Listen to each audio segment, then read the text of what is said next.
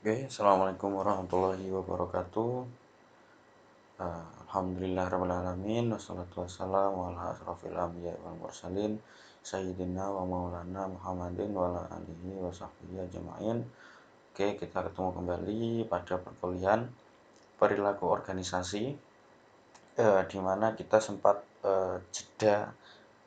Saya tidak memberikan materi penjelasan.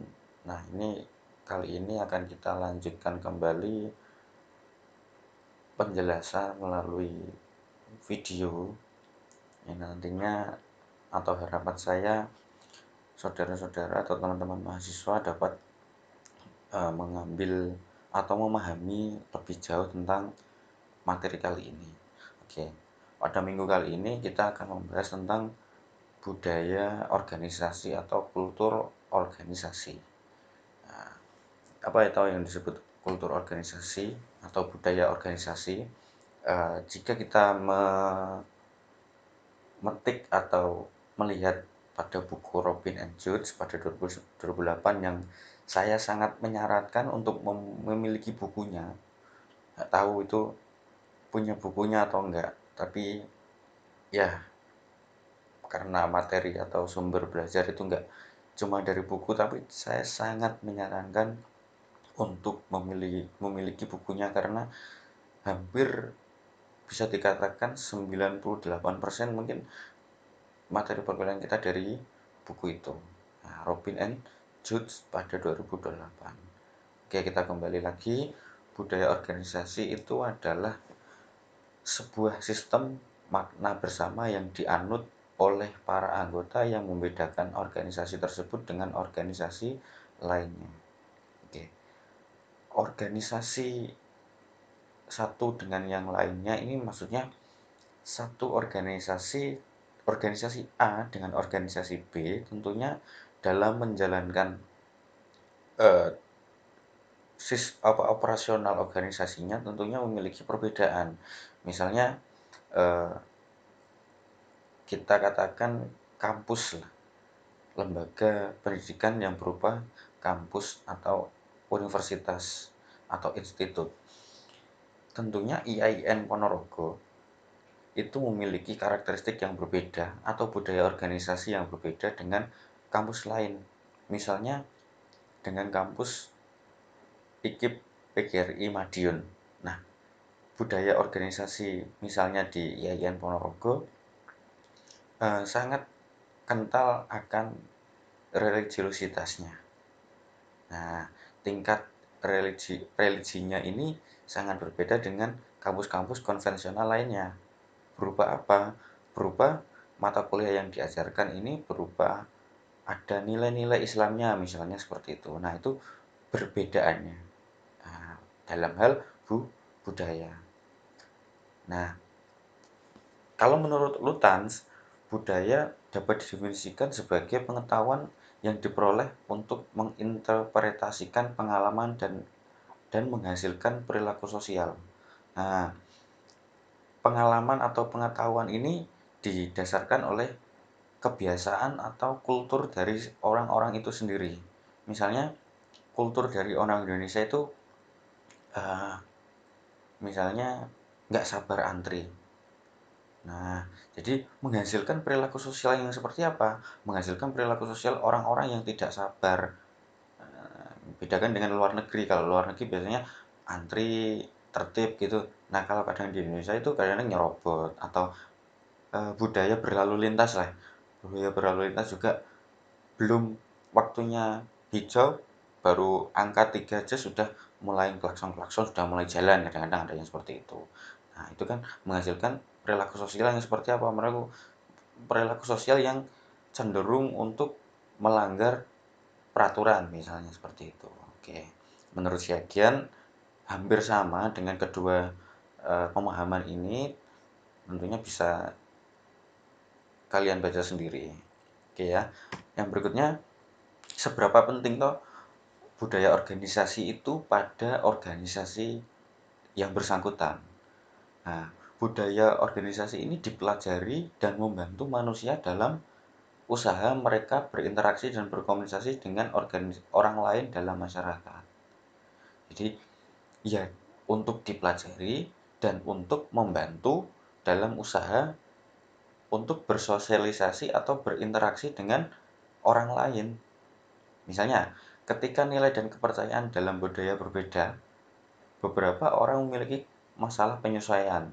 Jika hal ini tidak diantisipasi, nah diantisipasinya ini dengan menggunakan apa? Dengan menggunakan ilmu budaya organisasi, maka akan menjadi penyebab kegagalan usaha dalam organisasi yang disebut culture shock. Nah, culture shock ini maksudnya eh, ke apa ya, kalau kita misalnya gini, culture shock itu Anda jarang nih apa hampir belum mengetahui budaya yang ada di Malaysia. Nah, suatu saat Anda pergi ke Malaysia. Nah, tentunya kan budayanya berbeda. Budaya orang Malaysia itu misalnya jam 5 sore masih bekerja. Nah, Anda sendiri kalau di Indonesia jam 3 pun sudah pulang. Nah, itu kan namanya culture shock. Nggak seperti ini nih budaya Indonesia. Nah, gitu. Maksudnya belum terbiasa dengan budaya yang ada pada wilayah tertentu atau organisasi tertentu. Oke, lanjut. Karakteristik ada 7 menurut Robin, mulai dari inovasi, perhatian, orientasi hasil, orientasi orang, orientasi tim, keagresifan, stabilitas. Nah, salah satu contohnya aja yang saya jelaskan adalah stabilitas, yaitu adalah sejauh mana kegiatan organisasi menekankan dipertahankannya status quo dalam perbandingan dengan pertumbuhan. Maksudnya status quo itu status yang sudah baku, peraturan yang sudah baku, gitu ya, dalam perbandingan dengan pertumbuhan. Maksudnya stabilitas ini agar organisasi ini tetap stabil dalam menjalankan operasionalnya untuk mencapai tujuannya. Oke, yang berikutnya sumber utama kultur organisasi atau budaya organisasi. Budaya masyarakat atau budaya nasional di mana organisasi berada secara fisik. Misalnya eh, organisasi yang ada di Jepang itu budayanya adalah disiplin, etos kerjanya tinggi. Nah, organisasi yang ada di Jepang itu akan sendirinya membentuk karyawan-karyawan yang disiplin dan memiliki etos kerja yang tinggi. Misalnya lagi dibalik, misalnya eh, budaya warganya atau budaya anggota organisasi di IAIN Ponorogo itu memiliki orang-orang yang religiositasnya tinggi seperti tadi ya. Nah, maka mau tidak mau masyarakat seumpama mahasiswa yang sebelumnya dalam tanda kutip belum terbiasa menjalankan ibadah sholat zuhur berjamaah di kampus. Nah, itu akan sendirinya terbentuk budaya yang seperti itu. Terus yang kedua, visi gaya manajerial kepribadian para pendiri. Nah, ini menyangkut pada pendiri organisasi itu mengarahkan atau memiliki visi organisasi itu ke arah mana dengan jalur budaya organisasi yang seperti apa. Jadi tujuannya sudah jelas nih. Nah, untuk mencapai tujuan itu kan perlu adanya budaya yang dibentuk pada organisasi.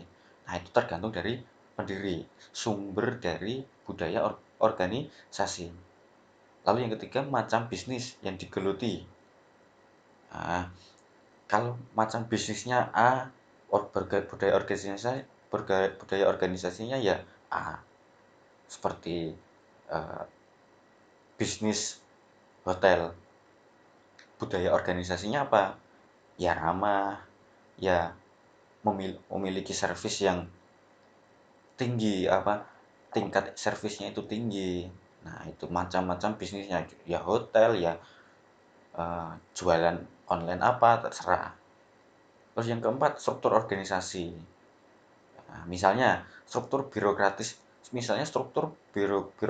akan melahirkan pula budaya yang cenderung birokratis. Misalnya ini eh, cenderung pada organisasi yang formal. Nah, organisasi formal ini kan memiliki struktur organisasi. Nah, struktur organisasi ini birokratis itu misalnya tidak bisa nih anggota organisasi langsung mengadu ke pimpinan, itu nggak bisa, melalui step by step yang akan dilewati melalui satu tingkat agar masukannya ini bisa diterima oleh pimpinan. Nah, misalnya seperti itu. Misalnya seperti ini deh, Anda memiliki masukan untuk kampus yang akan disampaikan ke rektor. Nah, Anda mengirim surat masukannya itu melalui siapa dulu? Ya melalui dekan dulu. Pak, saya memiliki masukan untuk Bu Rektor. Misalnya seperti ini. Nah, Pak Dekan menyampaikannya ke Bu Rektor. Nah, itu namanya birokratis. Tapi cenderung birokratis ini memiliki kelemahan. Karena apa? Prosesnya yang lama biasanya seperti itu.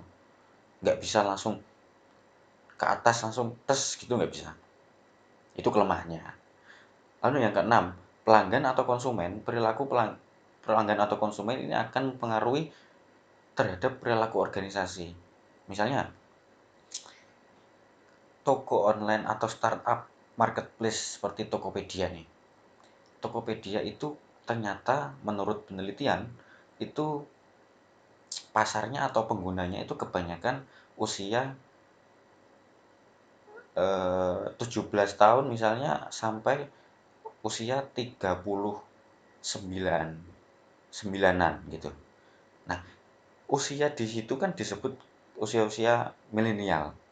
Makanya budaya organisasi yang ada di Tokopedia, kantornya Tokopedia itu disetting sedemikian rupa agar karyawan-karyawan yang melayani pelanggan yang milenial tadi juga disesuaikan dengan karakteristik dari pelanggan itu sendiri. Nah, kalau kalian buka channel YouTube, bisa buka Bukalapak, di Bukalapak terus Tokopedia, Lazada, yang lain-lain itu, coba lihat dengan judul kata kunci, judulnya seperti ini, suasana kantor Tokopedia atau Bukalapak. Nah, pasti beda dengan kantor-kantor konvensional lain yang meja meja kerja, pokoknya formal-formal tegang gitu enggak. Nah, sebaliknya kalau di Tokopedia itu cenderung santai, bisa kerja di mana aja. Nah, gitu ya. Yang keenam, tradisi warisan organisasi yang tercermin dalam nilai ataupun artefak. Misalnya warisan warisan budaya yang ada di suatu organisasi atau suatu perkumpulan itu diwarisi oleh pendahulu-pendahulunya. Nah, ini bisa dibaca melalui Jakarta Consulting ini ya. Nah, ini bisa lebih jelasnya seperti itu. Oke, yang berikutnya. Lalu apa pengaruh kultur? Nah, ini pertanyaan ini, pengaruh kultur ini untuk tujuan berjalannya organisasi itu seperti apa? Silakan berikan pendapat Anda di diskusi. Pengaruh kultur untuk karyawan dan untuk berjalannya organisasi itu seperti apa? Kultur itu sama halnya dengan budaya ya. Jadi maksudnya di sini apa pengaruh budaya organisasi? Nah, itu nanti berikan pendapat Anda di kolom diskusi di e-learning. Oke. Yang berikutnya, fungsi kultur organisasi. Nah, ini masih menurut Robin, eh, fungsi dari budaya organisasi adalah penentu batas. Artinya, budaya menciptakan perbedaan antara satu organisasi dengan organisasi yang lainnya. Jelas ya? Penentu batas itu karena ada perbedaan. Menentukan perbedaan satu organisasi dengan organisasi yang lainnya. Yang kedua, kultur memuat rasa identitas anggota organisasi. Sama halnya atau identik dengan poin yang pertama tadi, anggota organisasi itu memiliki identitas yang unik dengan organisasi yang lain. Misalnya gini, lagi-lagi kita mencontohkan IAIN Ponorogo. mahasiswi IAIN atau mahasiswa-mahasiswi IAIN Ponorogo itu memiliki identitas mahasiswanya itu seperti apa dengan kampus-kampus yang lain. Misalnya dari hal segi pakaian, dari hal segi keilmuannya itu berbeda, memiliki keunikan sendiri. Identitas mahasiswa IAIN Ponorogo itu memiliki karakteristik yang berbeda dengan kampus yang lain. Misalnya seperti itu. Lalu yang ketiga, kultur memfasilitasi lahirnya komitmen terhadap suatu yang lebih besar daripada kepentingan individu. Jadi budaya ini memiliki kelebihan yaitu memfasilitasi terciptanya komitmen terhadap sesuatu yang lebih besar daripada hanya kepentingan individu. Jadi kepentingan organisasi itu lebih penting daripada kepentingan individu atau kelompok. Nah, itu karena budaya organisasi ini mengarahkan ke tujuan yang sama. Gitu ya. Lalu yang keempat, kultur meningkatkan stabilitas sistem sosial. Kultur adalah perekat sosial yang membantu menyatukan organisasi dengan cara menyediakan standar mengenai apa yang sebaiknya dikatakan dan dilakukan karyawan atau anggota organisasi. Jadi juga memiliki batasan-batasan berupa apa yang harus dilakukan di suatu organisasi dan apa yang seharusnya harus dihindari dalam cara bekerjanya. Terus yang terakhir, kultur sebagai mekanisme pembuat makna dan kendali sebagai mekanisme sense making, serta kendali yang menuntun dan membentuk sikap dan perilaku karyawan. Nah, ini hampir sama semuanya. Penjelasannya itu agar membentuk karyawan itu sesuai dengan arah jalannya suatu organisasi untuk mencapai tujuan. Nah, itu. Nanti jika dirasa belum dimengerti, boleh WA pribadi saya untuk menanyakan perihal budaya organisasi ini. Oke, yang berikutnya, apakah organisasi sebagai beban? Karena eh, mungkin saja budaya organisasi ini menghalangi kreativitas anggota organisasinya. Mungkin iya, mungkin tidak. Jadi menurut Robbins, budaya berpotensi disfungsional terhadap keefektifan suatu organisasi, berpotensi untuk menghalangi keefektivitasan organisasi. Keefektifan organisasi itu menjadi sedikit terhambat karena adanya budaya organisasi ini. Karena apa? Ya karena tadi, misalnya karyawan memiliki kreativitas atau ide yang di luar budaya organisasi, maka akan terhambat. Hambatan untuk perubahan, hambatan untuk keberagaman, hambatan bagi akuisisi dan merger. Nah, ini menjadikan hambatan-hambatan ternyata budaya organisasi ini. Tapi tentunya juga memiliki sisi positifnya. Sisi positifnya itu yang tadi, yang kita bahas tadi. Nah, sekarang kita membahas tentang hambatannya. Oke. Yang berikutnya, terciptanya kultur organisasi itu yang pertama adalah merekrut dan mempertahankan karyawan yang pemikiran dan seperasaan dengan mereka. Nah, tentunya anggota organisasi itu dituntut untuk memiliki satu visi, satu sepemikiran, satu perasaan. Nah, itu yang nantinya akan menghambat kreativitas tadi. Yang kedua, mereka melakukan indoktrinasi dan sosialisasi cara pikir dan perilaku mereka kepada karyawan. Menanamkan mindset kepada anggota organisasi agar harus gini gini gini gini gini. Nah, ini penciptaan kulturnya. Yang ketiga, perilaku bertindak sebagai model peran yang mendorong karyawan untuk mengidentifikasi diri dan dengan demikian menginternalisasikan keyakinan, nilai, dan asumsi pendiri. Jadi harus sama dengan apa yang difikirkan oleh pendiri organisasi atau pemimpin atau ya pemilik organisasi itu. Misalnya yang terjadi seperti ini tuh ya perusahaan-perusahaan seperti itu. Oke. Yang berikutnya, upaya penciptaan kultur etis ini nanti bisa dibaca sendiri. Kalau tadi kan menyangkut doktrin atau menyangkut sepemikiran, seperasaan ini. Nah, kalau ini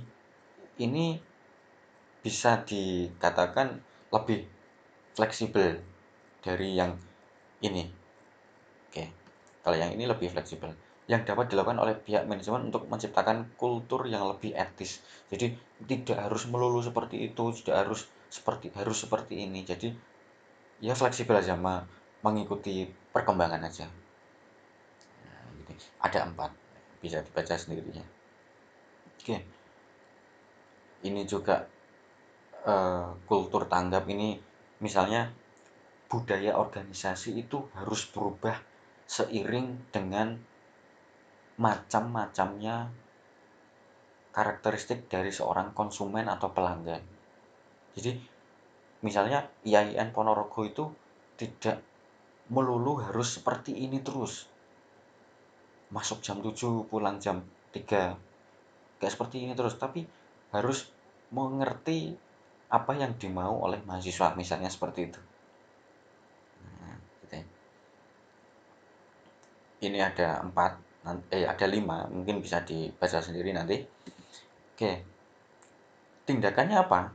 Ada beberapa tindakan manajer yang dapat diambil jika ingin membuat kulturnya lebih tanggap terhadap pelanggan atau konsumen atau pemakai. Iya, kita artikan pemakai itu ya pelanggan itu, yang melakukan seleksi, merekrut orang-orang atau calon anggota organisasi untuk menunjukkan keramahan, antusiasme, dan sikap penuh perhatian. Melakukan pelatihan dan sosialisasi, dan mendesain struktur, membebaskan karyawan untuk menyesuaikan perilaku mereka dengan kebutuhan. Tidak melulu seperti itu, tapi sesuai dengan kebutuhan dan permintaan pelanggan yang senantiasa berubah. Nah, gitu.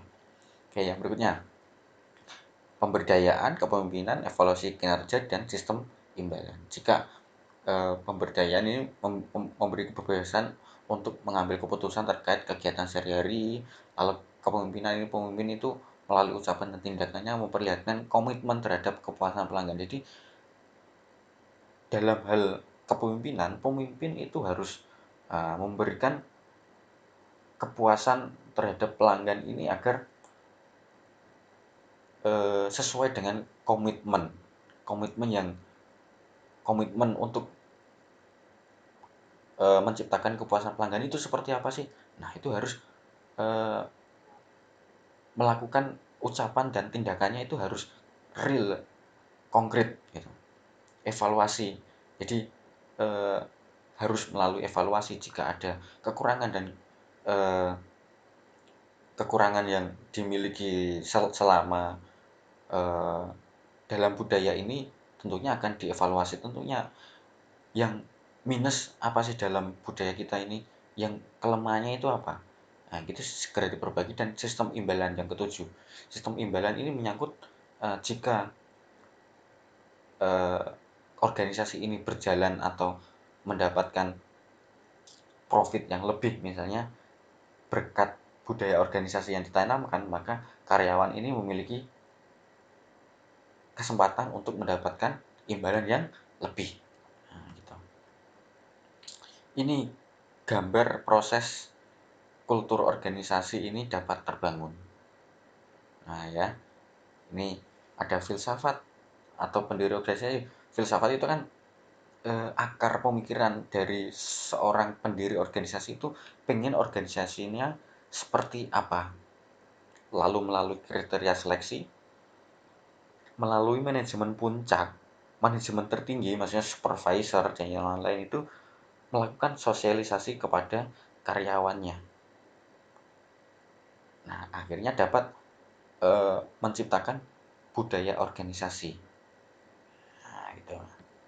Nah, ini keterangan gambarnya seperti itu. Tadi saya menjelaskannya secara ringkas, namun bisa Anda baca sendiri.